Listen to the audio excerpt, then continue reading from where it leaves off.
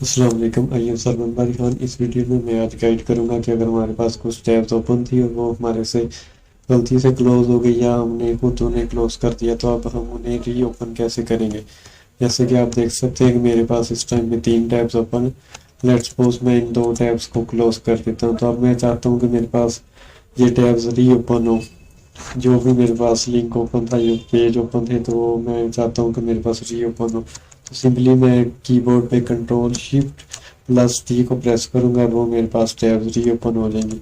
इसी तरह जितनी मैंने टैब्स क्लोज की होगी, मैं control shift plus T press करता जाऊँगा और वो टैब्स मेरे पास ओपन हो जाएगी।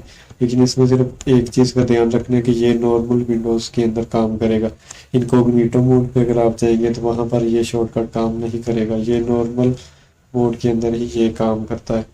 अगर आपको ये वीडियो अच्छी लगी है तो kindly subscribe my YouTube channel and press the bell icons for latest updates. Thank you so much.